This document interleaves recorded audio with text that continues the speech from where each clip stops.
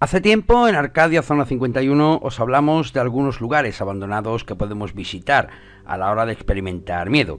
Ocurre sobre todo en las películas de terror, que es común crear escenarios que nos lleven a sentir miedo, angustia y ansiedad. Obviamente con el objetivo de que la película logre asustarnos. Pero en la vida real existen lugares misteriosos y terroríficos que bien parecen sacados de un film o de una novela digna del mismísimo Edgar Allan Poe, pero no, son reales y testigos de sucesos e historias que hoy te vamos a revelar. Amigos, sed bienvenidos un día más a Arcadia Zona 51, bienvenidos al Rincón del Misterio. Comencemos.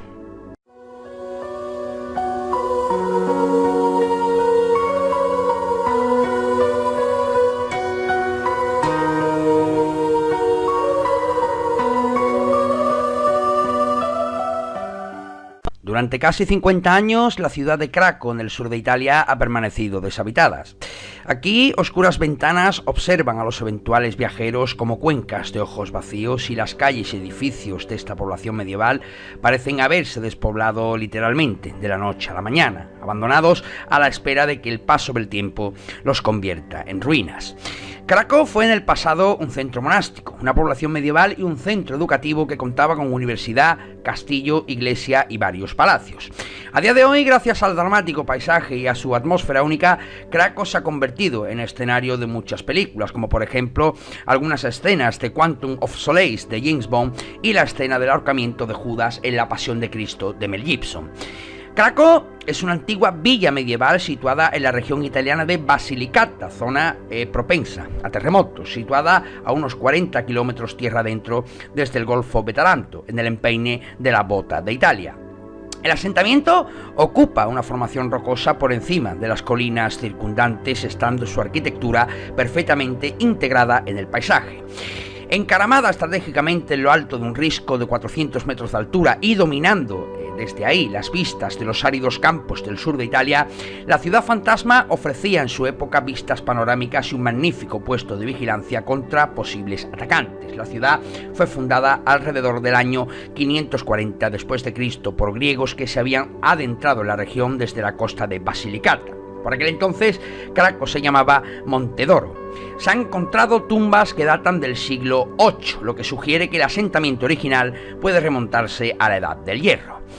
En el primer registro escrito que menciona a Craco se remonta al año 1060, cuando esta tierra era propiedad del arzobispo Arnaldo, obispo de Tricarico. Este obispo llamó al lugar Gracium, que significa del pequeño campo arado. El edificio más antiguo de Craco, la Torre Normanda, fue construido en el año 1040 y muchos otros edificios de Craco se remontan también a la época medieval. Del año 1154 al 1168, el control de la villa pasó a Eberto, quien instauró el primer dominio feudal sobre la población. En el año 1179, Roberto di Pietrapertos se convirtió en señor de Craco y en el 1276 se fundó la universidad. Fue durante este periodo cuando se construyó la emblemática torre del castillo bajo la dirección de Artendolo Sforza y en el 1293, por orden de Federico II, fue convertida en prisión. Para el siglo XV, 4 grandes palacios ya se habían construido en la ciudad: el Palazzo Maronna, el Palazzo Grossi, el Palazzo Carbone y el Palazzo Simonetti. La población de Craco creció de 450 habitantes en el año 1277 a 2.590 en el 1561, y en siglos sucesivos su población media se mantuvo en torno a los 1.500 habitantes. La construcción del monasterio de San Pedro en 1630 ayudó al establecimiento de una orden monástica en el lugar de manera permanente, en una comunidad agrícola basada en gran medida en la producción de grano, aceite, hortalizas, vino y algodón. El monasterio ayudó a impulsar la economía mediante la introducción de la ciencia y la religión. Sin embargo, en el año 1656 la peste azotó Craco, matando a cientos de sus habitantes y diezmando de este modo su población de manera significativa. Hacia finales del siglo XIX la ciudad había agotado sus posibilidades de expansión. Una severa hambruna debida a las pobres condiciones agrícolas provocó la emigración masiva de la población de Craco, unos 1.300 habitantes, a Norteamérica entre los años 1892 y 1922. A día de hoy, Craco ha sido abandonado, saqueado y está cubierto por la maleza. Ya no es accesible para el público excepto para visitas guiadas programadas. Aunque la villa está en ruinas, varios de los edificios, palacios e iglesias aún permanecen intactos con sus detalles originales como persianas, barandillas y frescos, sirviendo de recordatorio de la vida que hubo antaño tras esos muros. Aparte de eso, la localidad recibe visitas de turistas y en ocasiones también de productores de cine, al igual que otras ciudades fantasmas repartidas por el paisaje rural italiano. Craco está siendo ahora objeto de un importante esfuerzo de conservación. En el año 2010 fue añadida a la Watch List, la lista de los monumentos en peligro, del World Monument Fund. Al haberse incrementado el turismo, el ayuntamiento también ha obtenido financiación tanto regional como de la Unión Europea, lo cual permite atraer eventos culturales, festivales, conciertos y también nuevos fondos que ayudan a la conservación de un lugar tan misterioso.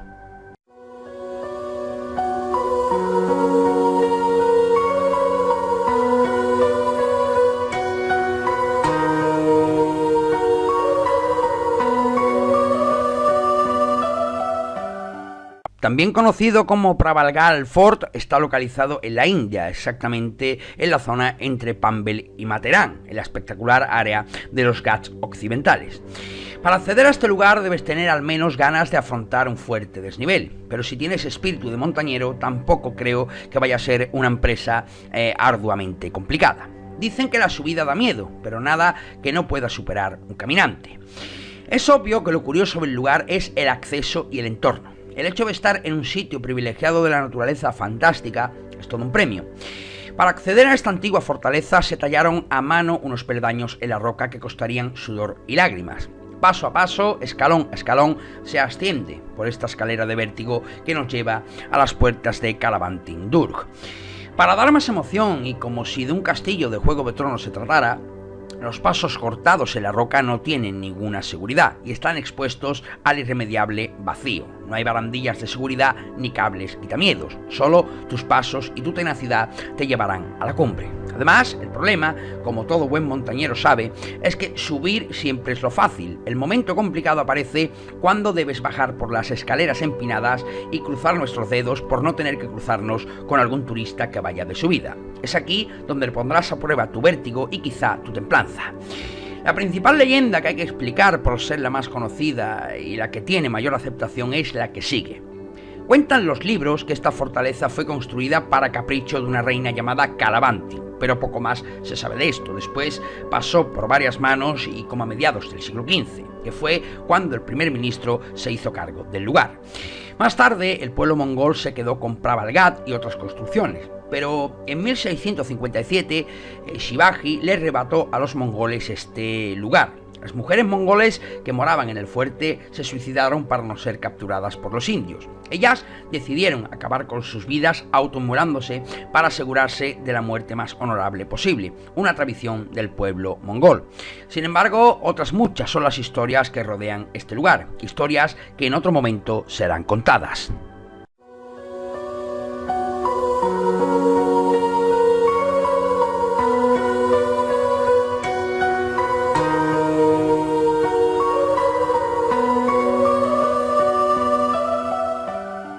North Brother Island, en el East River, situada entre Nueva York y el Bronx. La isla, junto con su hermana pequeña, la Sad Brother Island, es conocida desde principios del siglo XVII, aunque las peligrosas y fuertes corrientes que la rodean la mantuvieron virgen hasta el año 1871, cuando se comenzó a edificar un hospital para tuberculosos dirigido por las Hermanas de la Caridad.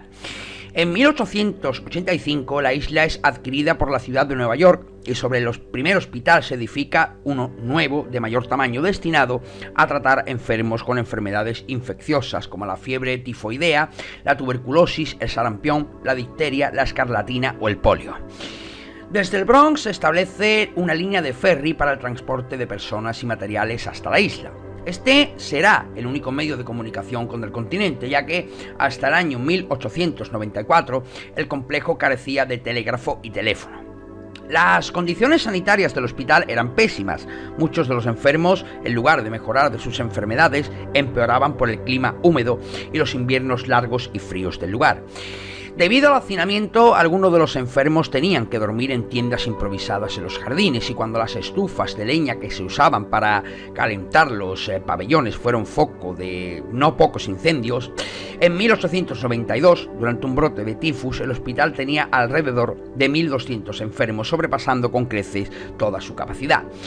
En 1943, otro nuevo pabellón fue construido en el Riverside Hospital para tratar la tuberculosis, pero nunca llegó a ser utilizado para tal fin por falta de personal cualificado. En aquellas fechas, la ley del soldado dio lugar a escasez de viviendas para las universidades de la ciudad y el edificio fue utilizado como dormitorio de estudiantes, mientras que la isla fue arrendada al Estado. El resto de edificios, ya sin apenas uso hospitalario, fueron usados algo más tarde, en 1952, como centro de rehabilitación para casos graves de adicción en jóvenes, para mantenerlos lejos de las peligrosas cárceles.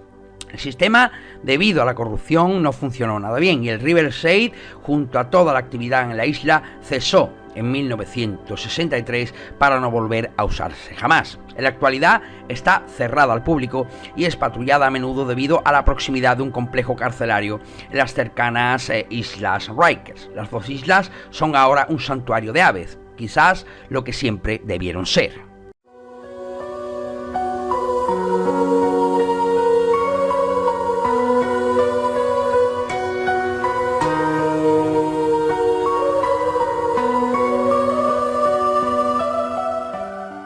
La historia del aeropuerto de Montreal-Mirabel es la mejor representación de cómo la burbuja urbana de Montreal estalló en los años 70 y 80 en una sucesión de acontecimientos que empieza a resultarnos familiar a los españoles. Una ciudad que vivió un gran auge económico durante los años 60 y acogió grandes eventos internacionales como la Exposición Mundial del año 67 o los Juegos Olímpicos del 76, para la que el mastodóntico aeropuerto tenía que ser la guinda del pastel de su consolidación como urbe de referencia en América del Norte. Pero la Montreal de 1975 no triplicó su población en los siguientes 25 años, como se esperaba. Sus residentes han estado pagando las deudas causadas por la organización de los Juegos Olímpicos del 76 hasta el siglo XXI y ha sucumbido en la pugna como capital económica de Canadá ante la pujanza de Toronto. En ese contexto, una combinación de graves errores de cálculo, decisiones políticas y de gestión desastrosas, el auge de una ciudad rival y los efectos negativos del desarrollo tecnológico en la aviación acabaron convirtiendo el proyecto de Montreal-Mirabel, que iba a ser el mayor aeropuerto del mundo por superficie proyectada, en lo que se llama un elefante blanco, es decir, un proyecto que genera mucho más gastos de mantenimiento que beneficios. El plan del aeropuerto Mirabel era construir 6 pistas y 6 terminales en sucesivas ampliaciones que se llevarían a cabo hasta el año 2025 y dejaría a Mirabel preparado para recibir 40 millones de pasajeros al año. Sin embargo, en el mejor de sus años como aeropuerto internacional de Montreal no consiguió pasar de los 3 millones de viajeros. El coste de construcción del aeropuerto, inaugurado en el 75, se elevó a una cifra cercana a 500 millones de dólares canadienses de la época. El aeropuerto de Montreal-Mirabel no acababa de gustar a los pasajeros, que lo veían demasiado lejano, y para las aerolíneas, que se enfrentaron a la dificultad de recorrer decenas de kilómetros para las conexiones con los vuelos entre Europa y Norteamérica. El edificio de la terminal de viajeros del aeropuerto de Mirabel está abandonado, aunque se utiliza ocasionalmente para rodajes de películas y videoclips. La mayor parte de la película La Terminal, protagonizada por Tom Hanks, fue rodada en este aeropuerto. El hotel vecino al aeropuerto está cerrado al público y en estado de completo abandono. Algunos edificios administrativos de la zona también han sido abandonados. Las carreteras de acceso no reciben casi tráfico y los aparcamientos del mismo están absolutamente vacíos.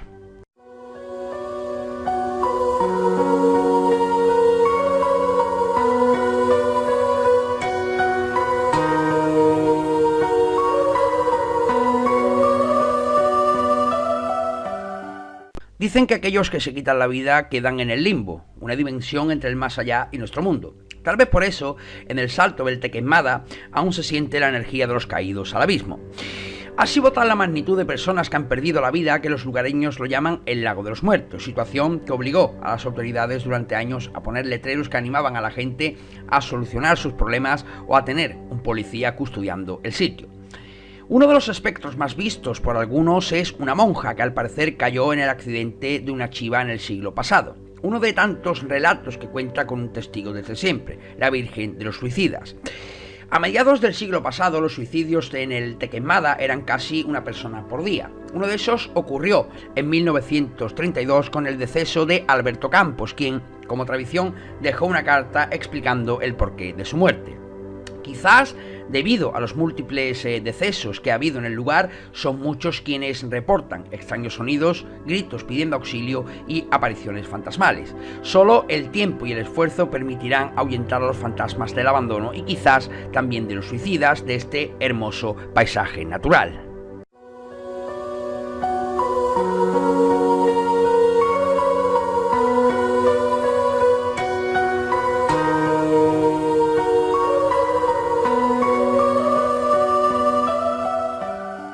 La penitenciaría de West Virginia se jacta de ser uno de los lugares más embrujados del mundo.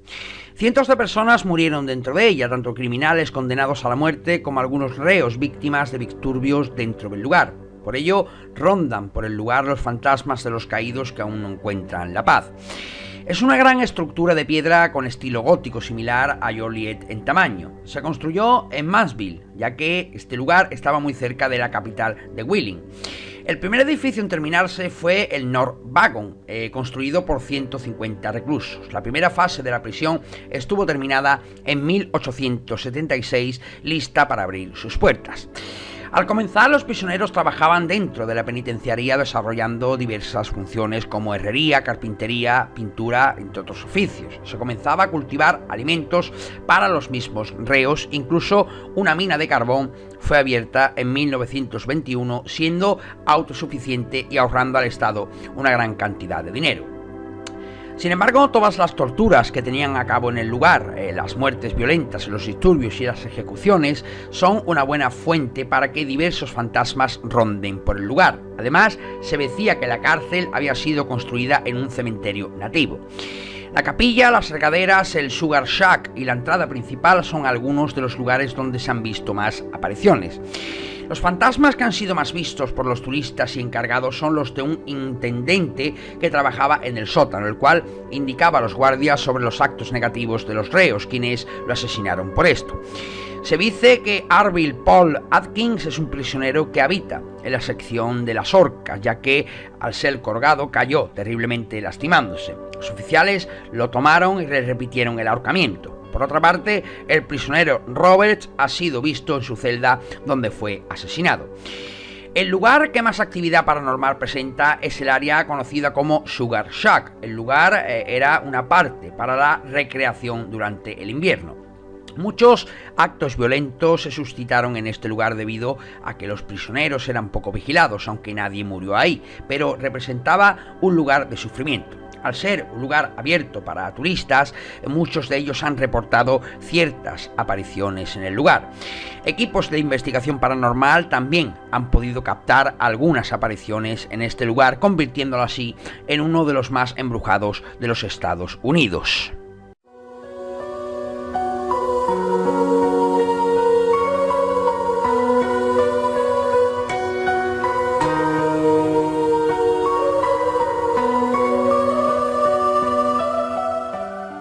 Poveglia es una pequeña isla situada entre Venecia y el Lido en la laguna de Venecia, al norte de Italia. Un pequeño canal divide la isla en dos partes y a día de hoy su visita sigue estando prohibida. De hecho, los venecianos la llaman la isla del no retorno.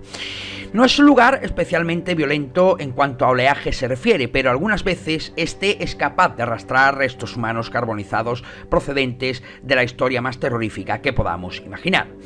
En el siglo del Renacimiento, el siglo XIV, Europa sufrió una tremenda plaga de peste bubónica. En Venecia se cebó especialmente, un lugar del que era imposible escapar. Sus ya sucias aguas, la humedad y el trasiego de mercaderes hicieron el resto. Se llegó a tal extremo que no había sitio donde dejar los cadáveres. Se apilaban como montañas de naipes, pero no era suficiente y había que buscar una salida ante tal situación desesperada. Ante tal desastre humano, las autoridades de la ciudad deciden, en consenso con el clero, que los cuerpos sean trasladados a la isla de Poveglia. Los cadáveres eran trasladados a la isla y en enormes fosas eran incinerados. Mientras, Venecia y media Europa era devastada por la peste negra. Según un censo de la época, fue aniquilada más de un tercio de la población europea. Las autoridades médicas y civiles decidieron que no solo había que llevar a los muertos, sino también a los que padeciesen los síntomas. Hasta allí eran arrastrados hombres, mujeres y niños todavía vivos y lanzados a las piras crematorias. En pocos años, más de 160.000 personas acabaron sus días en aquella isla. Tal fue el enorme crematorio que se originó y tal fue la cantidad de restos humanos calcinados que a día de hoy, como hemos dicho, el oleaje aún arrastra despojos humanos a las costas más cercanas a la isla. Nadie puede visitarla salvo los dueños de los viñedos que allí existen, y es incluso que los pescadores temen acercarse al lugar por si acaso sus redes capturan restos humanos. La isla se ha convertido en una zona podrida. El suelo de la isla, junto con los restos carbonizados de los cuerpos arrojados allí, ha desembocado en la creación de una gruesa capa de ceniza pegajosa. El núcleo de la isla es literalmente los restos humanos que ha dado a la isla una reputación detestable, aunque parece ser muy bueno para las vides que allí se plantan. Varios psíquicos han visitado la isla y el hospital abandonado, pero todos ellos han sentido allí un miedo a la muerte verdaderamente atroz. De vez en cuando, algunos temerarios han esquivado a las patrullas de la policía para explorar la isla, pero todo el mundo que lo ha hecho se ha negado a regresar diciendo que hay una atmósfera pesada muy maligna, que sientes como si alguien respirara sobre tu cuello, que ves sombras en movimiento y que los gritos y gemidos de los torturados que atraviesan la isla hace insoportable permanecer en aquel lugar.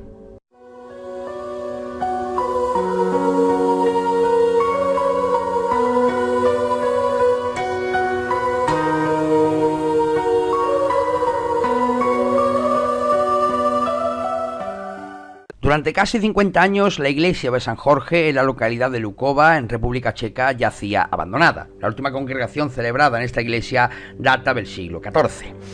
Fue en 1968 cuando se organizó un servicio funerario, al mismo tiempo que, desgraciadamente, comenzó a derrumbarse parte del techo y todo el mundo huía corriendo al exterior. Los lugareños, aterrorizados, lo tomaron como un mal augurio y nunca más volvieron dentro de la iglesia.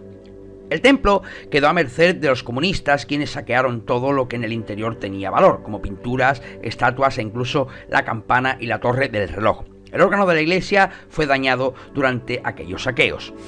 Ya en 2014, un profesor del Departamento de Diseño y Bellas Artes de la Universidad de Bohemia Occidental pidió a sus estudiantes de tercer año encontrar una iglesia en ruinas para un trabajo a gran escala.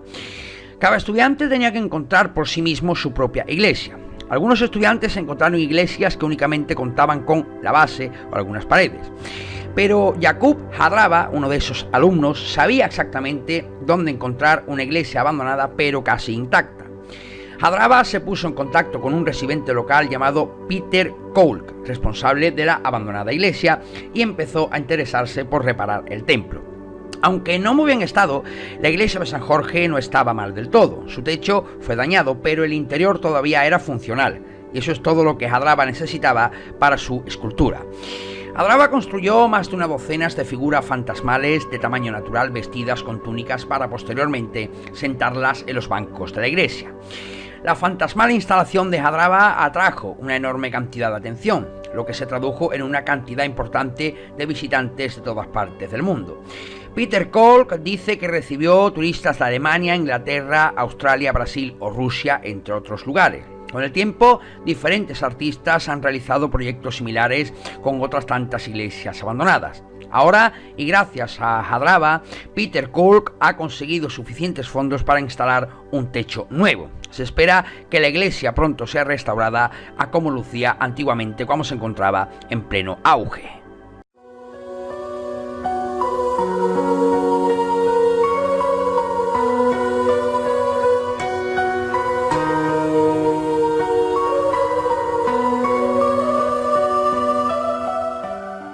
La colina de las cruces es, como cabría esperar, un pequeño monte plagado de miles de cruces. La pregunta es, ¿de dónde salieron?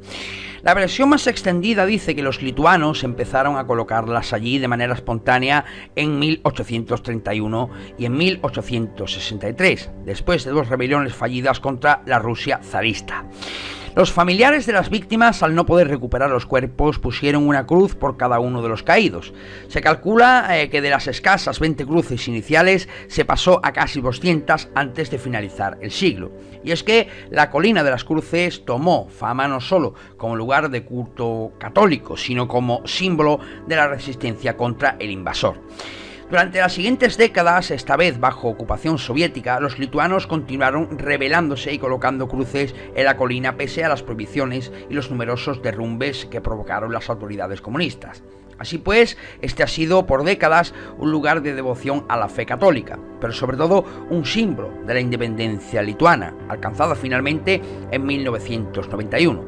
Sea como sea, el lugar atrae a numerosos fieles, incluido el Papa Juan Pablo II, que la visitó en 1993 y ofició una misa con miles de asistentes, y a multitud de curiosos como nosotros cada año. En cuanto al número de cruces, se calcula que hoy en día podría superar las 200.000.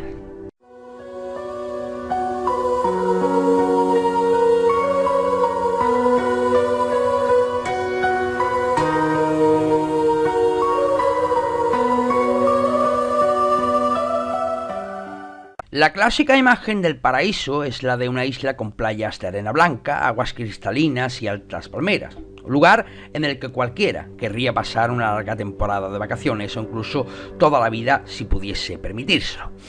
Sin embargo, existen islas que están más cerca de ser una pesadilla que un refugio de ensueño.